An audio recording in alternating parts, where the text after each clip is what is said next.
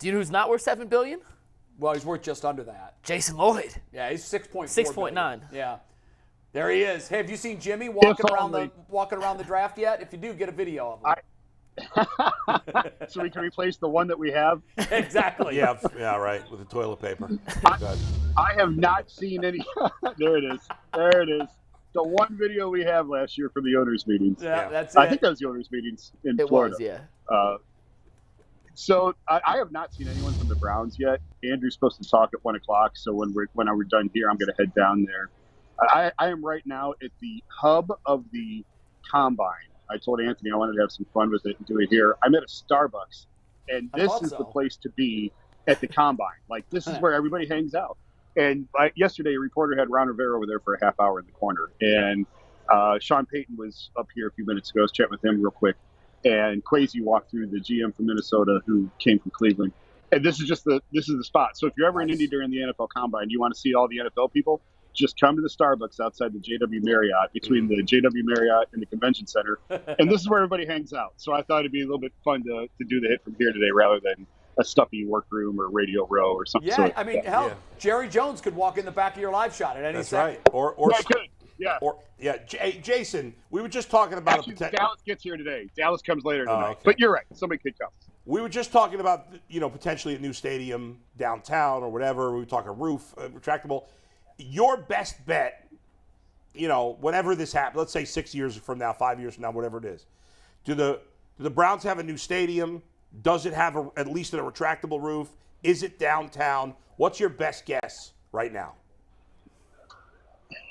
Ideally, I think they should go to Independence, go to 480 and 77 by Topgolf, and build a palace surrounded by mixed-use development, retail shops, apartments, and he can own the whole thing. But that sucks for downtown, Jason. We don't want that. That also sucks for the people living in Parma. There's not enough roads for traffic. Well, it sucks for people downtown it's more because centrally located. Well, it is as suburbs go. It is. I think you're better off going there than putting it somewhere on the far west or far east side. So that is centrally located. But we were talking about the activity and the life that the stadiums currently bring to downtown Cleveland. And the thought would be this would not just be in use 10 to 12 days a year. You would have multiple events every month at this stadium. You could do tractor pulls. You could do all kinds of things inside this domed stadium to generate more revenue. And also at the same time, let that be the centerpiece to the downtown renovation, which is coming most likely in the Burke Lakefront area and the area where we're located here on Lakeside Avenue. Do you get a sense that the Haslams are leaning more towards taking it out of the city? And could that just be a negotiating chip with the city, who would obviously love to keep it here? Yeah, everything's a negotiating tactic. So I think that they have discussed my idea. I was talking to someone actually just yesterday about this. And I think that has come up in discussions about going out there by Topgolf, where there's a ton of land and doing it. That's what New England did in Foxborough. That's the model for the whole thing. The Uber for LA Foxborough just did that with SoFi. Yeah, it's still to come. Like, the stadium's there, but there's not really a lot around it yet. In Inglewood, it's still pretty rough, but that's the plan, is to build up that whole area around it. Right. But it's funny because the Uber drop-off in Foxborough for the stadium is in front of, like, Kruger's Bagels. Like, that's where the Uber drops you off. It's this whole strip mall right in front of it. I think the model, if you want to talk stadiums, the model to follow, in my opinion, is Minnesota. The stadium is beautiful. It's right there in line. We were there last year, obviously, for the Vikings game, Vikings-Browns. It's right in line with SoFi. I haven't seen the Vegas Stadium yet, but I've been to SoFi and I've been to US Bank in Minneapolis. And the way that Minneapolis built the retractable roof, the way that they funded it, I think we talked about this on the show before. They don't have legalized gambling in Minnesota, but the state got creative, and you can buy pull tabs, electronic pull tabs, through charities, and they tax those. And they were so successful that they're ready to pay off the public portion like 10 years early. And the Haslams have more money than the Vikings do, than Vikings ownership, than the Wolf family. So, like, if I'm the Haslams and, we're going to be cutthroat business people, I'm holding up the Buffalo deal. And the amount of public funds that Buffalo got is staggering. Jason. And the trend had become, real quick, the trend had become, if you want it, you build it yourself. So the Wolves had to put up like half the money for Minnesota, which I think, again, is the good model to use here because they can afford it. Cranky built the whole thing himself in L.A. Like, there was no public money that went into that. The Buffalo deal blew that out of the water. They got so much money from the public. I'm really curious to see now where this goes next and how this shakes out. But I think you have to – I don't think you can renovate that thing. That thing's a piece of crap on the lake. And I've talked to people who have done stadiums, who have built these things, who said you can't salvage it. Like, it's just not salvageable. You can't put a roof on it. Just knock it down and do it again. I would not put it there. I think it's a terrible location. I would move it to the suburbs if I'm the Haslams. Put up half the money and get publicly funded for the other half. Try and hire the right lobbyists. Change state laws to get some of this new gambling revenue that's coming in to help go towards stadium costs and stadium builds. And go build a palace out there and just rake in the cash. Yeah, the idea that you could ever put a roof on that stadium and feel safe in an area where we could get a foot of snow in one day, that's like the idea of I buy a coupe and I decide I'm going to arc weld the top off and then I'm going to have a convertible and it'll be great and there's going to be no problems with it. Like, you're not going to retrofit an existing stadium and suddenly put a dome on top of it. That thought is nuts. But we were talking here, and Bull just made a fascinating point. I want your thought on this. I find the timing of the release of this feasibility news very interesting to me because it comes on the heels of the Haslam family writing an $875 million check to become minority owners in a team in a different league that's not anywhere near Cleveland. I don't want to hear them cry poor. We need public funding to build this stadium. No, you don't. You just wrote a check for another toy that would have more than covered the expense of a new stadium. Don't raise my taxes. And I know the Buffalo deal is different, but in Buffalo, I think that's a lot different, Jason. It's they have a hockey team, but they don't have basketball and they don't have baseball. Yeah. And I would argue that the Bills probably mean more to the people of Buffalo than even the Browns mean to Cleveland. Because we have other teams. We lost our team. We survived. Buffalo is built around the Bills. So it makes sense they would get more public funding. I'm just not sure that the city of Cleveland and the taxpayers in this area are going to be okay with helping billionaires build a stadium when they just spent $875 million. And to that point, the Guardians just went through this, and it was a non-starter. Like, it was never even broached about building a new stadium, which, honestly, Progressive Field is outdated. Now they're doing the best they can. It's a beautiful facility, and they've done a fabulous job of taking care of it, maintaining it. But it's outdated. It's 30 years old. But the idea, because they knew Cleveland just didn't have the money for it. And it was never going to happen to where they were going to get a new stadium, so they're going to make do with what they have. Obviously, ownership situation structure is a lot different with Dolan's compared to the Haslams as well, and that's why I go back to I don't think that Jimmy's going to build the whole thing himself, even though that's exactly what they did in LA. But I think he could put up half of it. I don't think that's being unreasonable. If it's $1 billion, you can put up half of it, and then you figure out the rest on the funding, because there are going to be public dollars involved. I don't disagree with you. You're that rich, go build it yourself. You just wrote a check to the Bucks. I agree. But that's just not reality. Bull, tell him your low-key brilliant idea. I said, Jason, maybe he, the value of these franchises just keeps skyrocketing. Maybe he put in that $875 million in Milwaukee because 5 years from now it's worth $1.3 billion, and now he just made $500 million that he can use towards the stadium. No, that's not going to happen. They're not. No, flipping it. He's not worried. He's not worried about raising money so that he can ease the burden on the taxpayers of Cleveland. Well, then he's worried about pay for the whole thing himself, Jason, if he's not worried about the money. I don't disagree. Yeah. I don't disagree. And here's the other thing. 5 years from now, if Antetokounmpo isn't playing in Milwaukee, the value of that franchise is likely in the tank. That's true. So, well, I mean, yes and no. The Bucks are. It's still. You guys just said it. The valuations on these things go up and up and up. Yeah, and the true. Bucks situation is really interesting. I heard you guys talking about it. You're exactly right. Like, so normal people invest in real estate, right? Billionaires invest in pro sports teams because they can, and the valuations just go higher and higher and higher. The Milwaukee situation is interesting. Basically, you show the clip of Jimmy at the owners' meetings last year. That's where, we sat down with them and had a conversation, and that's where I asked them, like, did Pittsburgh prepare you for, and I'm tying this all back to Milwaukee, did Pittsburgh prepare you for Cleveland, owning the Steelers, being minority owners of the Steelers? And Jimmy laughed and said, no. Like, when we walked in, they had Kevin Colbert, Mike Tomlin, and Ben Roethlisberger at the three most important positions, and we thought this was easy.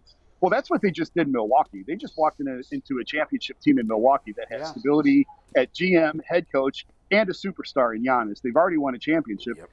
That, to me, is Jimmy saying, we can't build a winner, so we're going to go buy into a winner. They've had so much trouble getting it right. It's just like they did with the quarterback with Deshaun. We can't find a quarterback, so we're just going to put outrageous numbers of zeros on the check until he says yes. And it was, and that's how they got Deshaun. And now, we've struggled to build a winner. And I'll give Jimmy credit. Like, he desperately wants to win. He will spend whatever it takes to win. And we've seen that.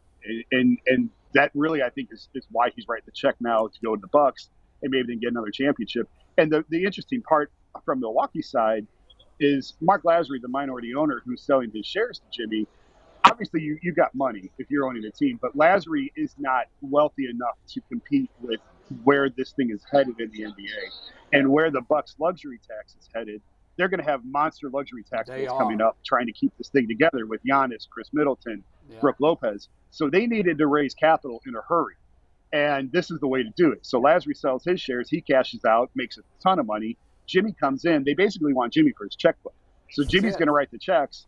And that way they'll be able to keep Giannis and Middleton and Brook Lopez together. And I was talking to somebody yesterday and it said, like, well, Jimmy's just toxicity and incompetence in Cleveland scare off Giannis. And the answer was basically not right away, but losing Middleton or Lopez in the short term would.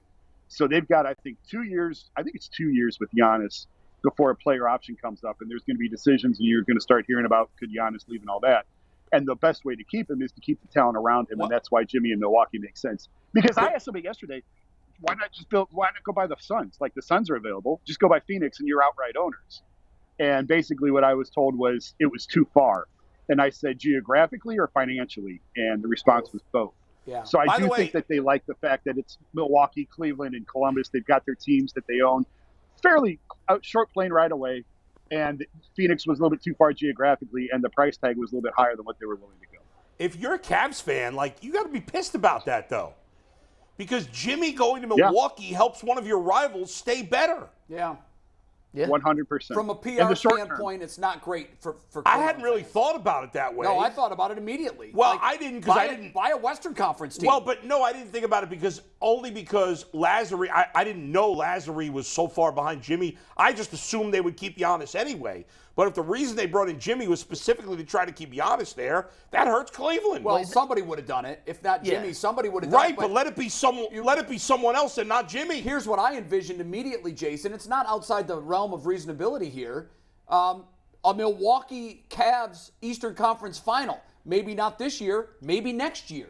That's going to be an awkward spot for Jimmy Haslam to walk in. I don't think he cares.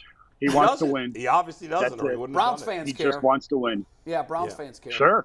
Yeah. But he's already proven that. Do they really? Because no, we'll keep coming back. I mean, so I think what he's assessed the market here. He has assessed the market. You know what he's decided? He could basically put horse manure on the field, and we're all going to show up, and we're all going to spend our money. They just raised ticket prices. They have. Another crap year, and they just raised ticket prices again. I did not see that Ben Axelrod tweet. Yeah. But that's exactly what I thought right away. Right. It's like it's going to be uncomfortable for them. The Browns have raised ticket prices. I know they don't. Everybody's like, well, their ticket prices are on the lower end. Well, the cost of living in Cleveland is on the lower end, just in general. But they've raised ticket prices a number of times over the last few years, even though the team has mostly sucked. Guess what? So it's our fault. We keep coming Right. back. Because We people have go. we've never reached the point where we said Exactly it. it's the cost of poker is too high. Yeah. We know what he puts on the field, and we keep spending whatever he asks us to come watch it. Right. So I he's don't know gonna what keep the doing it. breaking point is. At some point, there will be empty seats there again, and that's when they'll have to have a come to Jesus and figure out how they fix it. Jason, you are in Indy for the Combine. Barry Yeah. speaking later today. Do you expect him to say anything earth-shattering or groundbreaking? and I only say that because this is one of the few times where everyone knows he's about to talk. And, hey, if you want your questions answered, this is where you fire him off. No, he's not going to say anything. We know he's not. He's not going to address the JJ3 stuff. Like, he's not going to say anything. So it's kind of it's performance theater, really, when you get in these situations and everybody has questions they want to ask. And that's why I told you the other day, Jay, when we were talking about the Deshaun podcast, and I said, man, I don't really care what he says. Because, and it ended up being a little bit more interesting than I thought that it would be. But I just don't I've been doing this too long. I don't put a lot of stock into what people say when the recorders are rolling. I put stock in what they say when we shut them off. So that's just kind of where I stand on it. So do you think you'll be able to get anything from Barry when the recorder's off? I don't know. Can't say that. Maybe. We'll see. We'll see after a cocktail or two I'll ask at you to get off the St. air. I'll Elmo's. text you that. Yeah. All right. What are you interested? Like, do you care? You don't care about the prospects, right? All you care about is He's talking leaving. to He's people? leaving tomorrow night. Yeah, you don't care about the prospects. Yeah, I'm out tomorrow night. No, I just came we had meetings all day yesterday for the Athletic. We have we have probably 100 people here from the Athletic. Okay. And it's obviously just a quick little drive from Cleveland. So I came late Sunday night. We were in meetings all day yesterday. We'll get AB today here in about an hour. Kevin talks tomorrow, and then I'm out tomorrow night. Mm-hmm. So Steve Becker, I will be on the show Thursday. It was questionable whether or not I was going to be back in time. I will be back on the show. I'll be back Thursday. I'll be back late Wednesday night, so I'll be on the show Thursday. Jason, we talk about breaking news. Jason's back. Yeah, sorry. we talk about split allegiance when it comes to Jimmy Haslam. We also have another split allegiance situation. Zach Jackson writes for you guys. He's also a pitcher for the Oakland A's this late in his career. How did that? Are you guys aggravated at the Athletic about that? What? I don't know. I don't even know what you're talking about. There's a pitcher on the A's named Zach Jackson. There's a relief pitcher, Zach Jackson, on the A's. I can promise you it's not our Zach Jackson. If he threw one pitch, his shoulder would fall off, and he'd have to run after it and catch it and try and reattach it. As would mine. So hey, let's get your we're thoughts. not all built like Jay Crawford. We can't all pitch into our 40s. Yeah, right. And beyond. Before we let you go, he'll be pitching into his 60s. I will. Before we let you go, your thoughts on the JJ3 news that his release is imminent, and it seems more likely as you start connecting these dots that Jesse Bates is on his way, but it could be someone else. What do you make of all of that? Not terribly surprised about John Johnson. We've talked about it on the show. At first I was. When it first started to surface, I thought it was only because all of his money is guaranteed. But, by dating it post-June 1, they save about $9-10 million on the cap. So he did not live up to expectations. He did not have a great 2 years here. You can argue that they didn't put him in the best position to succeed. They didn't take advantage of his strengths. Regardless, it wasn't good. And actually, as we're talking about Zach made the point this morning, this is 2 years in a row now that they had to cut ties with their top free agent signing, which they did last year with Austin Hooper and now with JJ3 in consecutive years. And I think it also goes to show you that free agency is a crapshoot, right? Like you're not supposed to fill long-term holes. It's stopgap, short-term solutions in free agency because the very best teams don't give them away. They don't let them loose. They do whatever it takes to keep them. So if it is Jesse Bates, it'll probably be at a higher number than what John's even getting or is supposed to get for next year. I'm not sure it's a slam dunk that it's Bates. I think there's probably going to be a lot of interest in him. But I can see why the Browns are targeting him. He's had a couple of good years. And we'll see. So I'm not terribly surprised at this point. Jason, we saw a tweet from Cleve TA earlier about the post-June 1 cut, and they can't use that money until later. I know you're not a cap expert by trade, capologist, but what does it mean that they can't use that cap space until after June 1st? Does that matter whatsoever in the grand scheme of things here? I don't think so. I think it just, you can come to terms. It's sort of like the NBA. You come to terms with guys, but they don't actually sign the contract until later. I think it's really all it is. I don't think it's that big of a deal. Jason, you did say, I get what you're saying. A lot of cases, free agents, it's short-term contracts, but for the most part, Berry's done an awful job with free agents. Because I'm just thinking about it now. Look at the Bengals defense. Trey Hendrickson, free agent, great signing. DJ Reader, free agent, great signing. Cheetah Awuzie, free agent, great signing. Mike Hilton, free agent, great signing. Von Bell, free agent, great. That's 5 starters on their defense that were all home runs. And the Bengals have had their time when they've screwed up a lot. But right now, I mean, like, who's Berry added in free agent? Like, you traded for Cooper. Traded for Watson. Right. You traded for Watson. Postage was a home run signing. Postage was a great pickup. I feel like he's had a couple, but I don't have the list. I went through it this morning, Jason. How was Walker acquired? Free agency. That was a free agent. Free agent. And, I mean, we don't know. He got hurt, but he's been okay. Yeah. I went through him this morning. It's not a great track record, put it that way. It's not great. Well, the draft isn't either. No, I agree. But I would argue, Bull, that the Bengals are the exception on that, and that's not normal. Like they've done a fabulous job. That's true. Full credit to them for doing that.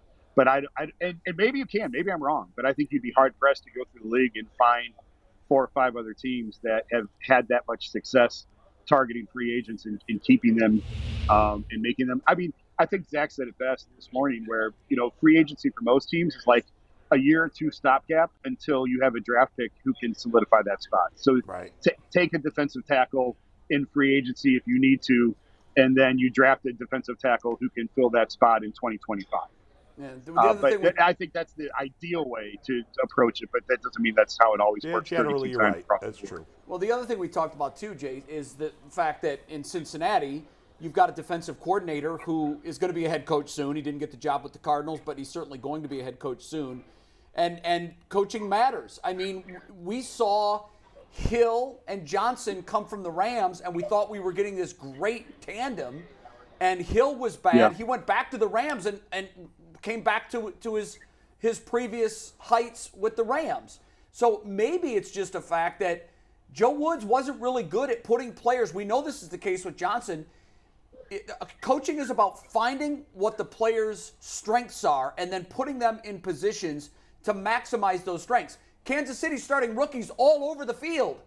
Well, they can't be hitting on all of these draft picks and all of these rookies.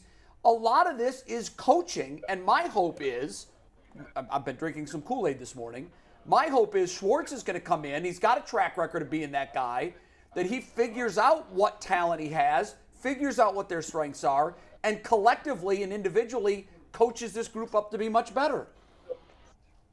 Ideally, yeah. That's why he's here. And you're right, coaching matters and scheme matters, and what you're asking these guys to do. And I just don't know. I mean, John had a lot of coverage busts, and how many times did we point out where it just looked like a lack of effort? And that's not scheme, that's effort. That's but true. There was a lot of times where he was the one looking around. I think John was unhappy here. He's never said that in so many words, but I just think he was really frustrated by some of what was being asked of them defensively, some of the positions that he was put in, the situations he was put in, and frankly, I don't think he's very sad today to be moving on to another team. Mike's losing his mind. What's going on, Mike? Jason, over your right shoulder, is that not Director Steve's twin behind you? Oh, I thought that earlier, too. It looks just like Director Steve behind you. Oh, my goodness. Yeah. I don't know who that is, but that's Director Steve's twin. Phone? Yeah, it looks like Director Steve. This is the guy on the phone? Yes. Yeah. Ask him if he plays the drums. That's really funny. It does. I thought the same thing. There was an NFL. Wow. I was hoping we could catch an NFL coach or GM or something in the background. Yeah, I've been watching for somebody famous to walk by. Yeah, I haven't seen anybody either. It's kind of a lull right now. There was hot early on, typically 8, 9 a.m. This place is packed. And then there was 10 a.m. sessions downstairs, and there's a little bit of a break now till like 11:30. It picks back up, I think. Well, it's noon. Yeah, I'm a little surprised. I thought maybe we could catch somebody here. C.J. Stroud says he's going to throw. Is you surprised by that? Yeah, a little bit. I didn't know that. They're all throwing honestly, I haven't really Bryce Young. paid attention much to the combine. Yeah, Bryce Young That's interesting. Is not yeah, because most guys don't. Yeah, that's why I was surprised. Yeah, I don't blame him. I was surprised he was going to throw. I mean, I like the fact that I hate when guys say, I'm not going to run, I'm not going to do this, I'm not going to do that. If you're confident in your abilities and you think you can match what you put on tape, 100% agree. Go out there and do it. And to me, That's Yes. a personality check Yep. for you. I like this guy. He's confident. It would make me like him even more. Jason Lloyd, live from the NFL Combine in Indianapolis. Go get a venti chai for me. Yeah. Steve. Skim milk Yeah, and there you go. There you Enjoy go. the exciting nightlife in Indy. St. Elmo's or Harry's? Which one? Oh, Jason? St. Elmo's, 100%. Well, Harry and Izzy's last night and tonight. We got a big. Actually, all the Browns beat is going out tonight to Harry and Izzy's. Who's the biggest party on the Browns beat? I actually none. Actually, it's kind of low Have you key. met these people? No, I have never been to a press conference for the Browns, so they won't even let us use the Not sound. a bunch of party animals. I can see Browns beat is Zach low and key. Daryl throwing them back. Mary No, listen, Kay, it might be nice Jason Cosmo. Lloyd. Well, Oh, it's definitely Jason Jason. Actually, Zach was just here. I'm skipping over that comment. Zach was just here right before we went on, and Zach cashed in early last night. He said, "I got one night in me, and I got to use it wisely." So he went to bed early last night. Yeah. Is that because he's older now and he's just a little more judicious with his picking his spots? Yeah. I've been he there. said, I can't do back-to-backs anymore. Can't do back-to-backs. Nah, it's Got to tough. take a load maintenance day. It's all about load management. right. Hey, one thing, That's totally right. off target. What do you make of LeBron that Yeah. he could miss a couple of weeks? I mean, he's reached that age. I'm surprised that we haven't seen this yet with him. He's of the age where injuries, and that was really the thing when he was ending his time in Cleveland, was, hey, listen, do the Cavs really want to commit the amount of money that it would take to keep him to a guy that is at this stage in his career and is this old? And we saw it with the groin that took him out for a few weeks in LA, and now with the foot that's going to keep him sidelined. It's probably the new reality for him, and I'm sure he's not handling it well. He likes to get out there and play, and it'll still drive him crazy. But I think that this is just the reality of where he's at in his career. He can still play at an incredibly high level, but injuries are going to be a thing. It proves he's not a robot, number one, and it's unfortunate for him because they're 3.5 games from the 4 spot in the West. But if they lose him for a couple of weeks, I think they can kiss any hopes of the playoffs goodbye. It's going to be a tough run for sure. Yeah, I really like what we talked about it briefly. I really like what they did at the deadline. I thought they fixed a lot of their issues, and they've played really well since then. They have. So it's kind of unfortunate for them. Yeah, bad timing. All right, See you, Jason, Jace. have fun, and we'll see you Thursday. Later, Jason.